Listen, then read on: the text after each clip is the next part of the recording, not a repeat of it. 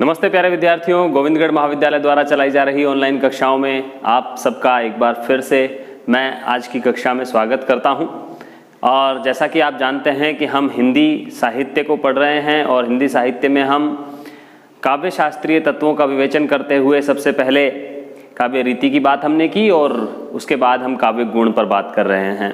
हमारी पिछली कक्षा में हमने माधुर्य गुण की बात की और हमारी इस कक्षा में आज हम जिस विषय को लेकर के प्रस्तुत हुए हैं उसका नाम है ओज गुण।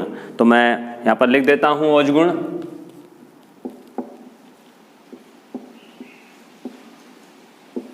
ओज गुण। कुछ ऐसे विद्यार्थी जो बीए फाइनल के हैं वो भी इस वीडियो को देख रहे हैं और जब उन्होंने इस वीडियो को हमारे जो वीडियो जो जारी किए जा रहे हैं, डाले जा रहे हैं, उनको जब देखा तो उन्होंने मुझे मैसेज किए, फ़ोन भी किए कि सर बहुत अच्छा पढ़ा रहे हैं आप, बोर्ड पर बहुत अच्छे से समझ में आ रहा है। तो बीए फाइनल के विद्यार्थी भी बहुत अच्छे से पढ़ रहे हैं बीए सेकंड ईयर की कक्षाओं को। तो ये सारी चीज़ें ऐसा मत समझिए कि अगर ये केवल बीए सेकंड ईयर के लिए मैं डालता हूँ, उस पर लिखा हुआ है बीए सेकंड ईयर तो ये सेकंड ईयर में ही काम आएगा। ये पूरे बीए फाइनल तक के जितने भी आपका साहित्य का, हिंदी साहित्य का जो लगाया गया है पाठ्यक्रम, उसमें सब में काम आएगा। और यहाँ तक कि जब आप अपने बीए को कंप्लीट कर लेंगे, एमए को कंप्लीट कर लेंगे, उसके बाद जब आप कंपटीशन में जाएंगे और आप प्रतियोगी परीक्षाएं जब देंगे तो वहाँ पर भी आपको ये सारी जो क्लासेस हैं वो काम आएंगी। तो आप पूरी तन्मयता के साथ और पूरी लगन के साथ इन वीडियो को देखा करें। हम आज बात करते हैं ओज गुण की। तो ओज गुण का मतलब क्या है, ये आपको पहले समझना पड़ेगा कि ओज शब्द का मतलब क्या है। ओज शब्द का तात्पर्य होता है दीप्ति या जोश या आवेग। ये शायद सब शब्द आपको ज़्यादा समझ में आएगा। जोश, जिस रचना को सुन करके आपके हृदय में जोश उत्पन्न हो जाए, आप में उत्साह जागृत हो जाए, आप में आवेग उत्पन्न हो जाए, अमर्ष का भाव उत्पन्न हो जाए, तो वहाँ उस रचना में माना जाता है ओज गुण। ओज गुण केवल क्रोध उत्पन्न हो जाए आपके मन में, ऐसा नहीं है। क्रोध भी आवेग का ही एक अर्थ है, एक नाम है आवेग का। आवेग का एक प्रकार है क्रोध, आवेग का एक प्रकार उत्साह भी है, आवेग का एक प्रकार जोश भी है। तो जब किसी रचना को पढ़कर आपके मन में जोश उत्पन्न हो जाए, आवेग उत्पन्न हो जाए, उत्साह उत्पन्न हो जाए, या आपका हृदय दीप्त हो जाए, प्रज्वलित हो जाए, जागरूकता आ जाए, सुनकर के कुछ करने का उत्साह जागृत हो जाए, तो समझें कि वहाँ पर उस रचना में ओज गुण निहित है। और ओज गुण, जैसा कि हमने पहले बात की कि गौड़ी रीति से संबंधित होता है। तो गौड़ी रीति की आप जानते हैं कि उसमें संयुक्ताक्षर प्रधान भाषा होती है, मूर्धन्य ध्वनियों का प्रयोग किया जाता है, टठ डढ़ ध्वनियों का प्रयोग किया जाता है, और इस तरह के कठोर और परुष वर्णों का प्रयोग किया जाता है जो कानों को सामान्य परिस्थिति में अच्छे नहीं लगते हैं। लेकिन जोश दिलाने के लिए कवि जानबूझकर ऐसे शब्दों का प्रयोग करता है ताकि आप में उत्साह जागृत हो जाए। तो हमने शाब्दिक अर्थ समझा। ओज का शाब्दिक अर्थ दीप्ति या जोश या आवेग होता है।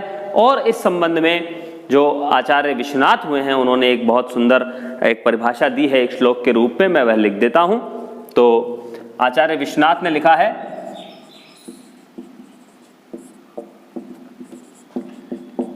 ओजश्चितस्य विस्तार रूपम दीप्तव्य मुच्यते। ओजश्चितस्य विस्तार रूपम दीप्तव्य मुच्यते। अर्थात इसका मतलब क्या हुआ? इसका मतलब हुआ कि ओज वह गुण है जिससे चित्त का विस्तार हो जाता है, चित्त का विस्तार हो जाता है, मन का विस्तार हो जाता है, हृदय विस्तृत हो जाता है, हृदय संकुचित नहीं होता है। जैसे करुणा के भाव में आपका हृदय संकुचित हो जाता है, प्रेम में आपका हृदय संकुचित हो जाता है, या भय में आपका हृदय जो है वो संकुचित हो जाता है।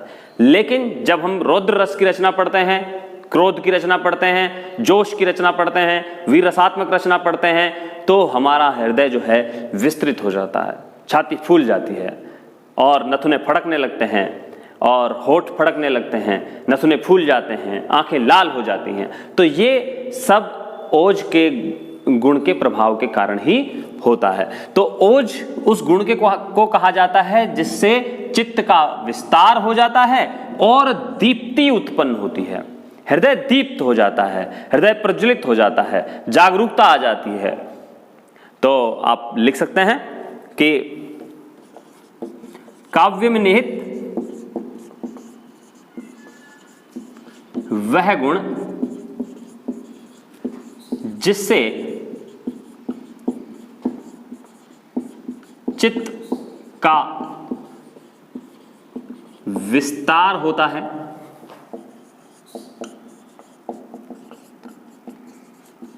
तथा हृदय में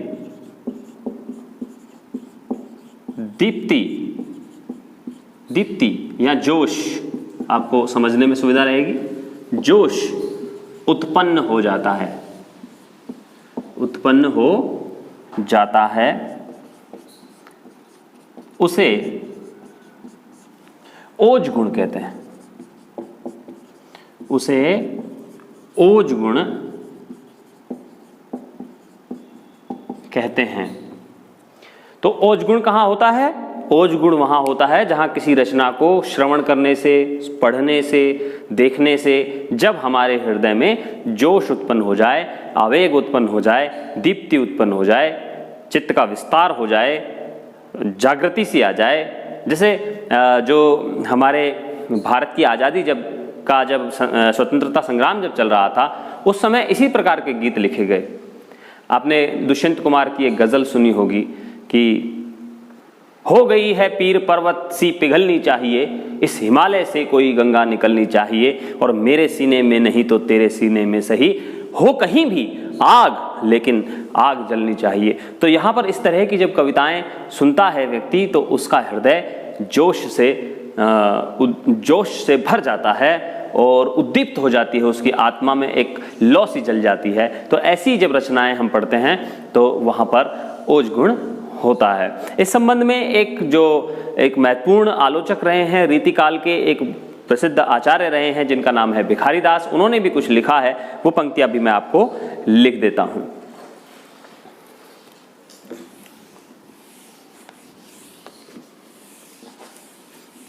देखिए वो पंक्तियां क्या हैं, भिखारी दास की पंक्तियां हैं।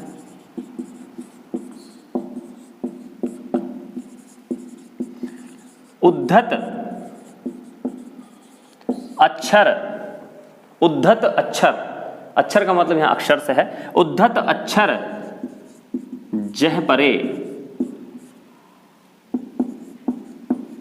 सकट सैकैट वर्ग मिली जाय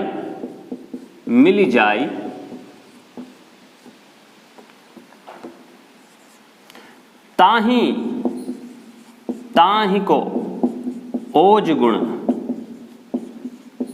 गुण कहत हैं, ताही को ओज गुण कहत हैं, जे प्रवीण कविराय। जो प्रवीण कविराय होते हैं, मतलब पारंगत कुशल जो कवि होते हैं, कवियों के राजा होते हैं, जो प्रवीण कुशल और प्रवीण जो कवि होते हैं, वो ओज गुण कहते हैं उन पंक्तियों को जहां पर उद्धत अक्षर हों, उद्धत मतलब मूर्धन्य ध्वनियां हों, और सैकैटे वर्ग के जो वर्ण होते हैं, सैकैटे वर्ण के सै की ध्वनियां जो होती हैं, या सै का मतलब यहाँ पर ऊष्म व्यंजनों से है, ऊष्म व्यंजन शय से है, ये तीन जो चार ध्वनियां जो हैं, ये ध्वनियां जहां पर आ जाएं, कै वर्ण की आवृत्तियां जहां हो जाएं या टे वर्ग की आवृत्तियां जहां हो जाएं, तो वहां पर आप समझिए कि ओज गुण होता है। तो इन्होंने इस तरह से एक परिभाषा बताई है अपने दोहा छंद में। तो आगे बढ़ते हैं और एक उदाहरण हम लिख लेते हैं इस संबंध में ओज गुण का।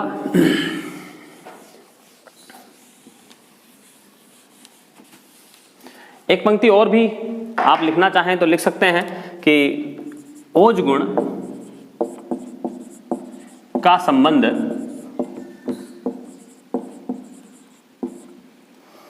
का संबंध वीर, रौद्र तथा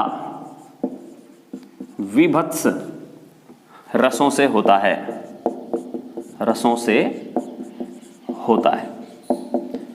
जिस तरह से माधुर्य गुण का संबंध हमने बात की थी श्रृंगार से, हास्य से, करुण से, शांत से, भक्ति से, वात्सल्य से होता है, उसी तरह से ओज गुण का संबंध वीर, रौद्र, विभत्स आदि रसों से होता है।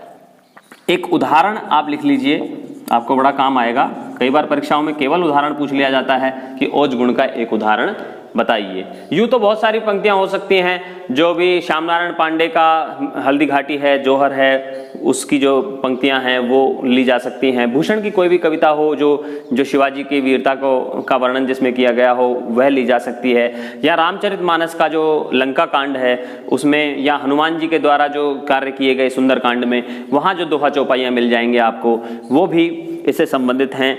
राम के जहाँ क्रोध का या उनकी वीरता का वर्णन जहाँ किया जा रहा है वहाँ भी, या दिनकर, रामधारी सिंह दिनकर की जो रचना है, चाहे वो परशुराम की प्रतीक्षा हो, कुरुक्षेत्र हो, इसके अलावा रश्मिरथी हो, तो वहाँ पर भी ओज गुण की रचनाएं आपको मिल जाती हैं। जहाँ भी देश के प्रति जागृत होने का भाव दिखाई देता है कविताओं में, प्रेरणादायक जो कविताएं होती हैं उनमें, तो वहाँ पर आपको ओज गुण की रचनाएं मिल सकती हैं। चलिए, लाइट चली गई, थोड़ा सा अंधेरा आपको महसूस हो रहा होगा, कुछ नहीं किया जा सकता है, कोई बात नहीं। एक उदाहरण मैं लिख देता हूं। हाय रुंड गिरे गज झुंड गिरे,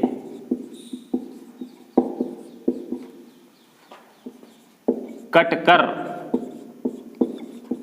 अवनी पर शुंड गिरे, भू पर है विकल वितुंड गिरे।